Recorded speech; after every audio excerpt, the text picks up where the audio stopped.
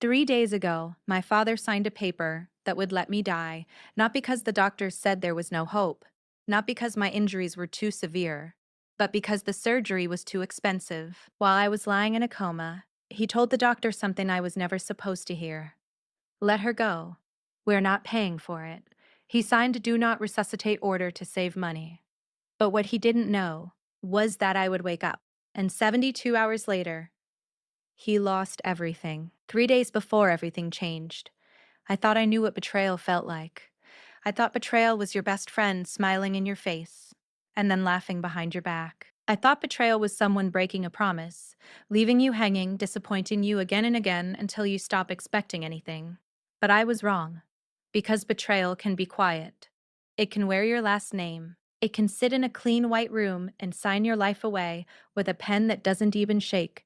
And the worst part, you don't even hear it when it happens. You only hear it later, when it's too late to unhear it. Let her go. We won't pay for the surgery. That's what my father told the doctor while I was in a coma. He didn't cry. He didn't beg. He didn't ask if there was another way. He signed the do not resuscitate order to save money, and I didn't hear those words in the moment. Of course I didn't. I was unconscious, floating somewhere between life and whatever comes after. My body was still here, but my mind was far away. Machines breathed for me.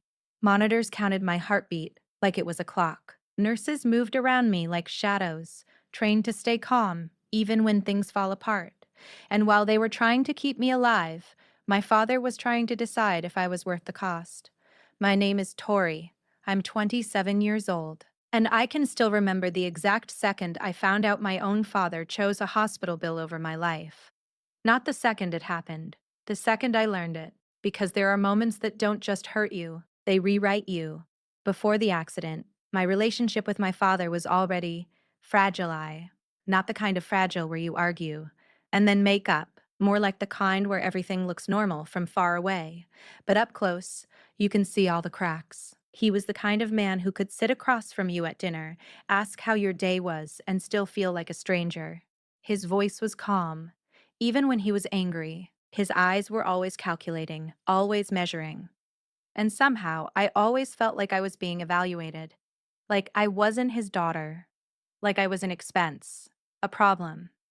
A number on a spreadsheet. Growing up, I learned early that love in my father's world had rules. If you were useful, you were valued. If you were expensive, you were resented. He never said it out loud like that, not directly. But you learned to read between the silences. The way he sighed when school fees came up, the way he acted like doctor visits were personal attacks, the way he reminded me, over and over, that nothing in life is free. Even when I was a kid, especially when I was a kid. And still, I held on to one naive belief that when it truly mattered, when it came down to life or death, he would choose me. Because surely even cold men have limits, right? Surely even greedy men love their own child enough to fight for them. That illusion died in a hospital room while I lay helpless, and I didn't even know it. The accident itself was fast. 1 second I was driving, thinking about something stupid, something normal, like whether I had enough gas to get through the week. It was raining. Not the dramatic kind of rain you see in movies, just enough to make the road slick and shiny. The kind of rain that looks harmless, until it isn't.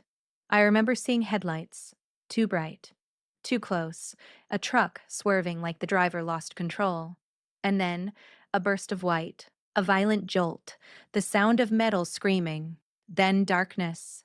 Not pain, not fear, just nothing. Like someone turned the world off. And while I was gone, while I was suspended in that quiet absence, my father walked into a brightly lit office inside the hospital. He sat down with a doctor, and he didn't ask, "Will she live?" He asked, "How much will it cost?" I didn't know that at the time. I didn't know anything at the time. All I knew later was what the nurse told me, and the way her voice shook when she said it told me everything. Because nurses have seen everything. They have seen families fall apart in waiting rooms. They've seen people beg. They've seen people collapse. They've seen people scream. But when she spoke to me, she looked like she was carrying something heavy, like she didn't want to hand it to me, but she had no choice. When I woke up, it didn't feel like waking up. It felt like being pulled back into a body that didn't belong to me anymore. My eyelids were heavy, like they had been glued shut. My throat felt raw. My arms, my legs, everything felt weak, like my muscles had forgotten their job. The room was blurred at first, shapes and lights and soft beeping. Then my vision cleared enough to see the ceiling tiles. Plain, white, endless. And for a moment, I thought, okay, I'm alive. Then I tried to move. I couldn't. Panic rose in me like fire, but even that panic felt slow, muffled, like my emotions were wrapped in thick cloth. A nurse noticed I was awake. She came close, her face suddenly filling my vision. Her smile was gentle, but her eyes were tired, like she hadn't slept in years. She spoke softly, like I might break. "Hi, sweetheart. You're awake. You're safe. Safe." With that word hit me in a strange way, because I didn't feel safe. Not really. I felt watched. I felt like something had happened while I was gone. Something important. Something I wasn't being told. Something I wasn't being told. I tried to speak, but my voice barely came out. It sounded like sandpaper. "Where is my dad?" The nurse paused. Just for a second. But it was enough. That pause told me more than any answer could. "Oh, your father," she said carefully. "He was here earlier. Earlier. Not now. Not when I woke up. Not when his daughter opened her eyes after almost leaving this world. Earlier, like it was an appointment, like he had stopped by, checked the situation, and left." I swallowed, my throat burning. "Can you call him?" Again, that hesitation. Again, that flicker of discomfort. Her eyes dropped for half a second, and then she looked back at me. I can try." But her voice wasn't confident. It wasn't of course. It wasn't absolutely. It was "I can try," like she already knew the answer. And in that moment, I felt a coldness crawl into my chest. Not fear, not sadness. Something else. Something like realization. Hours passed. Or maybe it was minutes. Time in a hospital is strange. It stretches and collapses and makes you feel like you're trapped inside a clock. People came in and out. Doctors checked my vitals. Someone adjusted my vitals. Someone asked me questions I could barely answer. My head pounded, my mouth was dry. But the real pain wasn't physical. It was the empty chair by my bed. The chair that should have held someone who loved me. The chair that stayed empty like it was making a statement. I kept asking, "Where is he? Did he call? Is he coming?" And every time, the answers were soft and vague. "He's busy. He said he'll check in. He couldn't make it right now. Not even he's worried. Not even he's on his way." Just excuses, and then, late that night, the nurse came back. The same one with the tired eyes. She stood by my bed longer than necessary. Her hands were clasped in front of her, like she was holding herself together. "Tori?" she said quietly. And the way she said my name made my stomach drop. Because there are different ways people say your name. There's the normal way, there's the friendly way, there's the professional way, and then there's the way someone says it when they're about to change your life. "Tori," she repeated, softer. "Can I talk to you for a minute?" I nodded, even though my body barely moved. She looked at the door, as if checking whether anyone else was listening. Then she stepped closer. And when she spoke again, her voice trembled. "I wasn't supposed to tell you," she whispered. "But I can't keep it in." My heart started racing. The monitor beside me picked up the change immediately. "Beep, beep, beep," I swallowed. "What is it?" The nurse took a breath like she was preparing to dive underwater. Then she said, "Your father signed something." I frowned, confused. "Signed what?" Her eyes glistened. And she shook her head slightly, like she hated the words she was about to say. "He signed a DNR. A DNR. 3 letters. So small. So simple. So simple. Final. "A what?" "A do not resuscitate order," she said. And then she added, so quietly I almost didn't hear it. "He told the doctor not to do the surgery. He said it was too expensive." For a second, I didn't react. Not because it didn't hurt, but because my brain refused to accept it, like the words were in a language I didn't know. I blinked. Once. twice. My mouth opened, but nothing came out. But I didn't. I didn't scream. I didn't cry. I didn't cry. I didn't. T asked her to repeat it. Because somehow, deep down, I already knew. It fit too perfectly. All those years of coldness.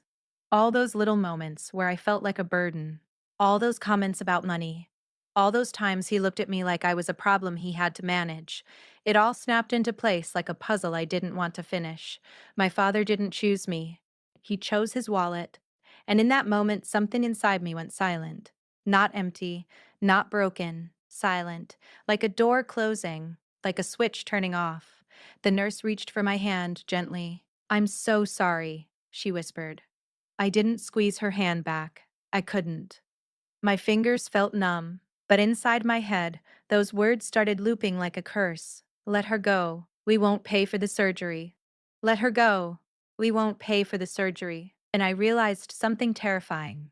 I wasn't just hurt. I was awake, not just from the coma, from the illusion.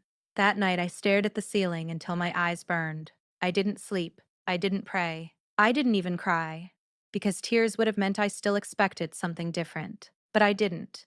All I could think was, he tried to end me. Not with his hands, not with violence, with a signature, with indifference, with money. And if he could do that, what else could he do? What else had he done? About else had he done? But then another thought crept in, quiet, sharp, and dangerous. If my life was just a number to him, then maybe his life's work could become a number to me.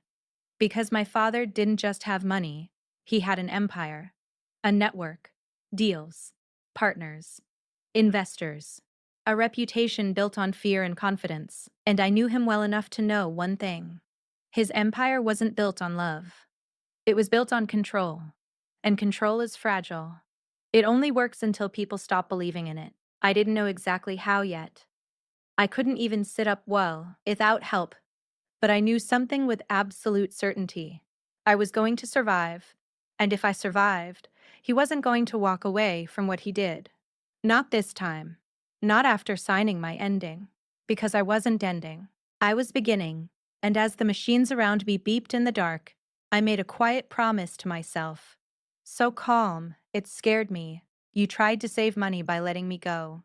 Now I'm going to show you what your choices really cost." And the next morning, I made the first move. But I didn't call him. I didn't confront him. I did something much smarter. I asked the nurse for my phone, and I searched for one name, one person who could make my father's entire world start shaking. Because the truth was, my father's empire had cracks, and I knew exactly where to press. I didn't call my father. That's what people expect, right? They expect the hospital bed confrontation, the tears, the shaking voice, the "how could you" moment. But I didn't give him that. Because the second I learned what he signed, something inside me went cold. Not numb. Focused. Like my heart stopped being a heart and turned into a blade. That night, after the nurse told me the truth, I lay there listening to the machines breathe for me, and I kept thinking the same thing over and over. He made a decision while I couldn't speak. He thought I would never wake up. He thought there would be no consequences. And for the first time in my life, I realized something terrifyingly clear. My father wasn't a strict parent. He wasn't emotionally distant. He wasn't bad at showing love. He was something else. He was the kind of man who would negotiate your life like a business deal and sleep fine afterward. And if I gave him a dramatic scene, he would do what he always did. He would control it. He would twist it. He would make me look unstable, emotional, irrational. He would turn my pain into proof that I couldn't be trusted. So instead, I stayed quiet. I watched. I listened. And I started building something he would never see coming. Because revenge doesn't always start with anger. Sometimes it starts with one small, careful question: where is the weak spot? The next morning, the hospital room felt different. Not because my body was better. It wasn't. My ribs hurt every time I tried to breathe deeper than normal. My head still throbbed like a slow drum. My skin felt too tight, like my body wasn't used to being alive again. But something in the air felt different. I wasn't just recovering anymore. I was planning. A doctor came in and smiled, telling me I was lucky. "You're doing better than we expected," he said. "A lucky." I almost laughed. Because what does luck mean when your own father tried to turn off your future? After the doctor left, the nurse came back. The same nurse. She looked nervous when she saw I was awake again, like she regretted telling me, like she was afraid I might fall apart. But I didn't fall apart. I asked her something simple. "But I have my phone." She hesitated. "Do you feel ready?" "I feel ready," I said, and my voice sounded strange. Not weak, not shaky, just flat. She brought it to me, charging cable and all, and placed it in my hand like it was fragile. But it wasn't fragile, it was power. Because my father had always controlled the big things: money, housing, support. But he couldn't control what I knew, and now I knew the one truth that could change everything. He wasn't untouchable, and careful men always leave trails. As soon as my phone was in my hands, my first instinct was to look at my father's messages. Nothing. No missed calls. No texts. No, "Are you okay?" No, "I'm sorry." Just silence. The kind of silence that isn't confusion. The kind of silence that's a choice. And that silence did something to me. It made me stop thinking of him as my dad. It made me see him as an opponent, and opponents don't deserve warnings. I opened my contacts. My fingers were slow, stiff, but my mind was sharp. I scrolled past names I didn't care about. Friends, coworkers, people who meant well but would only tell me to forgive and heal and be the bigger person. No, and not today. I needed someone else. Someone who didn't love my father. Someone who had a reason to watch him closely. Someone who would believe me. And I knew exactly who that was. Because growing up in my father's world, you learn something early. If the boats went first, you learn something early. Every powerful man has enemies. They just call them competition to sound polite. My father wasn't just a businessman. He was the kind of businessman who liked being feared. He loved watching people laugh nervously at his jokes. He loved walking into rooms and watching the temperature change. He loved saying things like, "I don't lose," as if the universe was a game he owned. And as a child, I used to think that was strength. Now I understood what it really was. It was arrogance. And arrogance creates cracks. Because arrogant people don't prepare for consequences. They prepare for applause. I remembered overhearing conversations at home. My father on the phone late at night, voice low, sharp, impatient. Words like offshore, temporary holding, just sign it, don't ask questions. I remembered the names he hated, the names that made him stiffen, the names he would mention, and then immediately change the subject. And one name stood out more than the rest, not because it was loud, but because my father said it with a tight smile every time, like he was forcing himself to be polite. "Mr. Harlan." Victor Harlan, a former partner, now a rival, the kind of man my father used to call a snake, but only when he thought no one else was listening. And the truth about rivals is simple. They're never snakes. For no reason. Sometimes, they're just people who know where the bodies are buried. Not literal bodies' secrets. Not literal bodies. Secrets. Weaknesses. Proof. The things that can end an empire overnight. I searched his name. My fingers hovered, because this was the moment where my plan became real. This wasn't daydreaming. This wasn't anger. This was a move that couldn't be taken back. And I asked myself one question, very quietly: do I want my father to suffer, or do I want justice? IV. Then another question came right after, darker and sharper. What's the difference? I took a breath, and I typed. But I didn't type a long emotional message. I didn't type, "Please help me." I didn't type, "My father is evil." I didn't type, "I need revenge." No, that's not how you make a powerful man listen. You don't give him feelings. You give him value. So I wrote one short message. Simple, controlled, dangerous. I have proof he signed a DNR to avoid paying for my surgery. And I know about the accounts he hides behind third-party names. If you want to talk, I'm awake. Then I stared at it.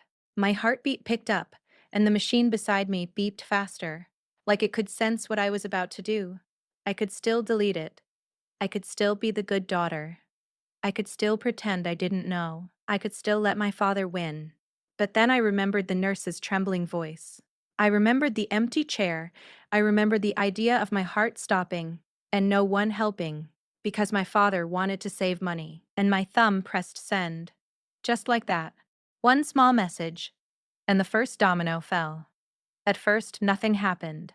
No reply, no call. And for a moment, a small part of me wondered if I was foolish. What if Harlan ignored me?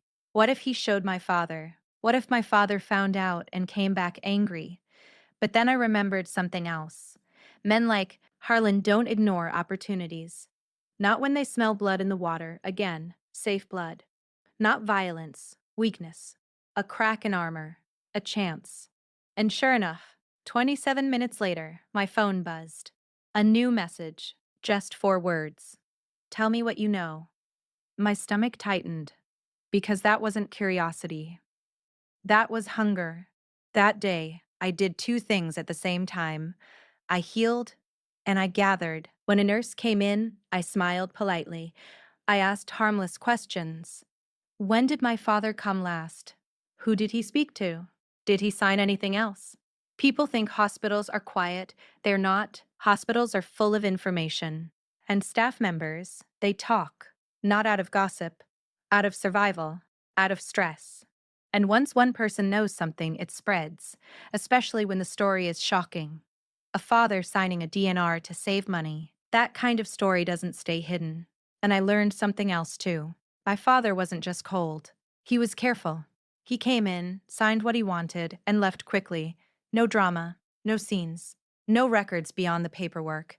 No scenes, because he thought paper could protect him. But paper can also destroy you.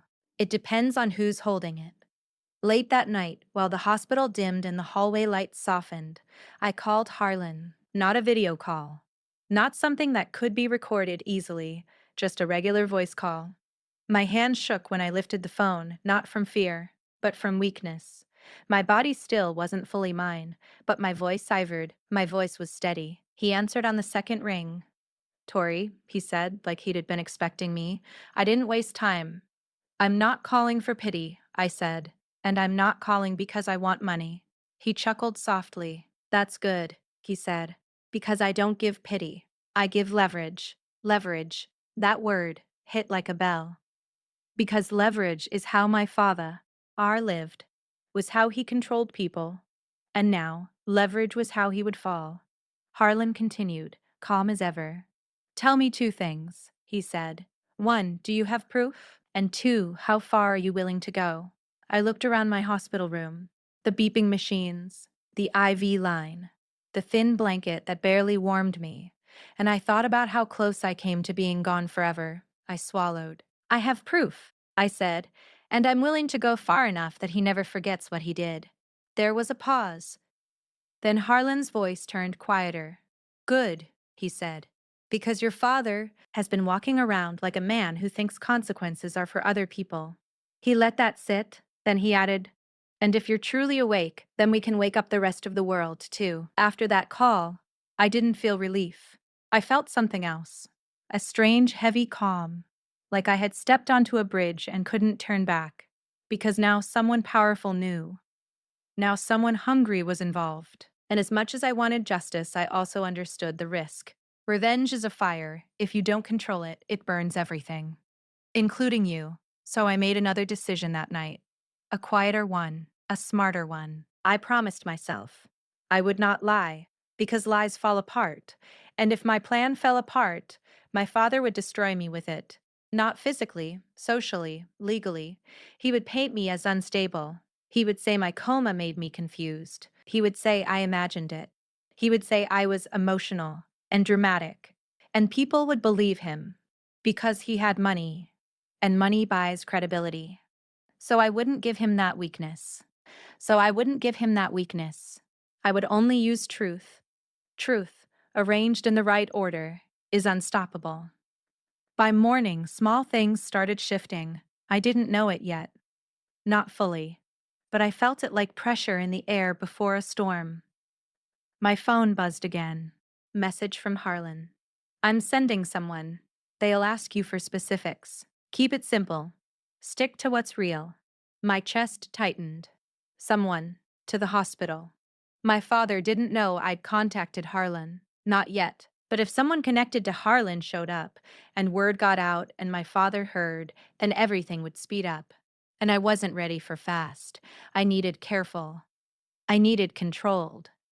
I needed controlled. Still, I nodded to myself, because the countdown had already started the second I pressed send, and I could feel it. My father was out there, still confident, still comfortable, still thinking his signature ended my story. He didn't know I was awake. He didn't know I remembered. He didn't know I was no longer his daughter begging for love. I was his consequence, and consequences don't ask permission. They arrive, quietly at first, then all at once. I stared at the ceiling again, but this time, I wasn't replaying his words like a curse. I was replaying my own promise. You tried to end me with paperwork. Now I'll use paperwork to end you. And just as I closed my eyes, the door to my hospital room opened. A man stepped inside. Not a doctor. Not a nurse. A stranger in a clean suit, holding a folder like it weighed nothing. He looked at me with calm, careful eyes, and he said one sentence that made my whole body go cold. "Hello, Tori. I work for Victor Harlan." He stepped closer. Then he lowered his voice. "I need you to tell me everything you know before your father realizes you're not alone anymore." And in that moment, I understood something terrifying. This wasn't just a plan anymore. This was a war, and my father still didn't know it had begun. The man who walked into my hospital room didn't introduce himself with a handshake. He didn't smile. He didn't waste time pretending this was a friendly visit. He simply closed the door behind him, pulled a chair next to my bed, and placed a thin black folder on the small hospital table. The sound of it touching the metal surface was soft, but to me it sounded like the first stone dropping in a landslide. "I'm Daniel," he said calmly. "Mr. Harlan asked me to speak with you directly." His voice was steady, professional, controlled. A kind of voice that belonged to someone who dealt with dangerous information every day. He studied me carefully, not with pity, with evaluation, like he was trying to measure whether I was serious or just angry. I understood that look. My father had the same one. So before Daniel could ask anything else, I spoke first. "You want to know if I'm telling the truth?" I said quietly. He didn't deny it. "Yes, fair enough." I slowly turned my head toward the small cabinet beside the bed. "My bag is there," I said. He stood, opened it, and found what I was pointing to. A small envelope. The hospital paperwork they had given me after I woke up. He opened it and pulled out the page I already knew was inside. The DNR order, my father's signature at the bottom. Bold, confident, final. Daniel read the document carefully. His eyebrows moved just slightly. That was the first crack in his calm expression. "This is authentic?" he asked. I nodded. "Ah." The nurse copied it for me, quietly. He looked up again. "And your father signed this, personally?" "Yes." Daniel leaned back in the chair and exhaled slowly. For a moment he didn't speak, he just stared at the page. Then he said something that surprised me. "Your father always said family was his greatest investment." I almost laughed. Apparently I had a bad return rate. Daniel closed the folder. "But the document stayed in his hand. And the accounts?" he asked. That question carried weight. Because this was the real reason Harlan was interested. Not the DNR. Not the betrayal. Money. Secrets. Evidence. I took a slow breath. "My father has several companies registered under different names," I said. Daniel nodded slowly. "We know that.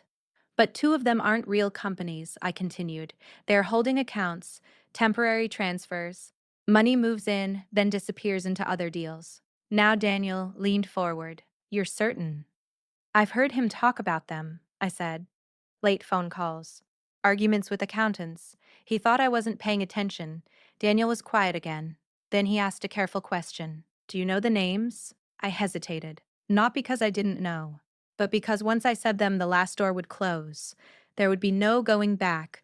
But then I remembered the empty chair beside my hospital bed. I remembered the nurse's trembling voice. I remembered the words, "Let her go." And the names came out of my mouth before fear could stop them. Daniel wrote them down immediately. When he finished, he closed the folder again. Then he looked at me with something new in his eyes. Respect. Your father built an empire on intimidation, he said quietly. But intimidation doesn't work well when regulators start asking questions. My heart beat faster, not from fear. From realization. This was happening. Not in some distant future. Now.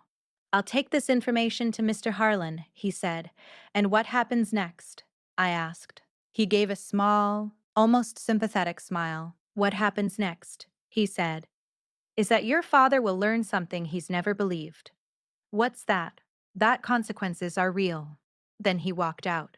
And just like that, the clock started. The first day passed quietly, too quietly. If someone had looked at the hospital room, they would have seen nothing unusual. Just a recovering patient, just nurses checking monitors, just doctors reviewing charts. But somewhere outside that building, something had already begun to move. Because powerful people don't wait when they smell opportunity. That evening, my phone buzzed. A message from Harlan himself. 3 simple words. It's starting now. No explanation.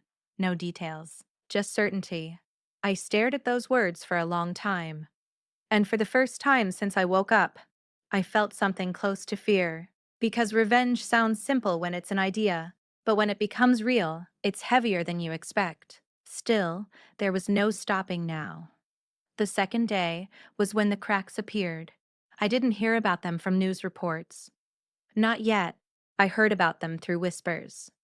The same nurse who had told me the truth came into my room that afternoon with wide eyes. You're trending online, she said. I blinked. What? She showed me her phone, a small financial site, not a big one. But the headline made my stomach tighten. Questions raised about financial transfers, linked to prominent investor. My father's name was in the second paragraph. Not accused. Not yet. But mentioned. And in the business world, mentioning is enough to start panic. I stared at the article. It talked about unusual transfers between companies, anonymous sources, possible regulatory interest. The nurse looked confused. Do you know anything about this? I handed the phone back gently. No, I said. But inside, I knew exactly what it meant. The first domino had fallen. That evening my phone buzzed again. This time it was Harlan calling. I answered slowly. You work fast, I said. He chuckled softly. I work prepared. What happens now? Now we wait. For what? For your father to make mistakes. I frowned slightly. Mistakes. Yes, Harlan said calmly. Men like him always panic when their control slips. And panic makes people careless. I understood immediately. My father's greatest strength had always been confidence.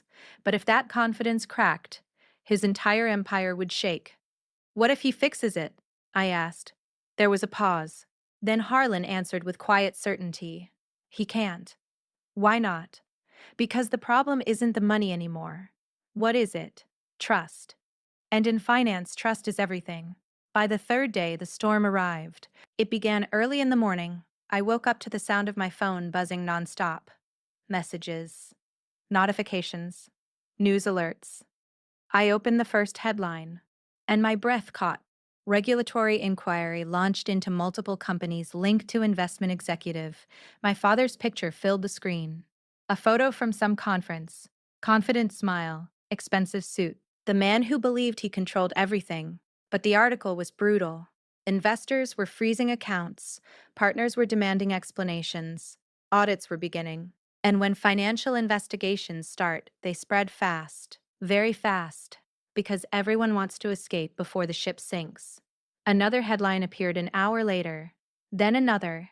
And another. And another. By noon, the entire situation had exploded. Phones were ringing across boardrooms. Lawyers were calling emergency meetings. Investors were pulling money. The empire my father built over decades was shaking in a single day. Late that afternoon, something unexpected happened. The door to my hospital room opened, and my father walked in. I hadn't seen him since before the accident. For a moment, I almost didn't recognize him. Not because he looked older, because he looked smaller. His posture was tense, his eyes were tired, his expensive suit looked like armor that suddenly didn't fit anymore. He stopped at the foot of my bed. Neither of us spoke at first. The silence stretched between us like a canyon. Finally, he said, "My name, Tori." His voice sounded different, not warm, not cold, just uncertain. I looked at him carefully. This was the man who signed my DNR, the man who decided saving money mattered more than saving me. And now, he looked like someone who had just realized the world doesn't always follow his rules. "You're awake," he said. "Yes." Another silence. Then he asked something strange. "Did you talk to anyone?" I tilted my head slightly. "About what?" His jaw tightened. "About the hospital. The hospital. Not about what I did. Not about the decision. Just the hospital." I watched him carefully. Then I asked the question that had been sitting in my chest since the nurse spoke to me. "Why did you sign it?" He didn't answer right away. Instead, he rubbed his temples like he had a headache. "The doctors said the surgery was risky," he said finally, "and expensive." There it was again, money. Always money. "You could have tried," I said quietly. He looked frustrated. "Tori, you don't understand how the world works." And suddenly, I did laugh. A soft, tired laugh. "Oh," I said. "I think I do now." He frowned. "What does that mean?" I looked at him steadily. "It means that sometimes one decision can destroy everything." His eyes narrowed. "What are you talking about?" But before I could answer, his phone rang. He glanced at his screen, and whatever he saw made the color drain from his face. He stepped away and answered quickly, "Yes." Silence. Then his expression collapsed. "What do you mean the accounts are frozen?" Another pause. "No, that's impossible." His voice was shaking now. "I told you those companies were clean." He turned his back to me, pacing. "Fix it," he snapped. "Call the lawyers. Call everyone." But I could hear the panic growing in his voice, because somewhere in the background of the call, someone was explaining something he didn't want to hear. When he finally hung up, his hands were trembling. He stood there for a long moment.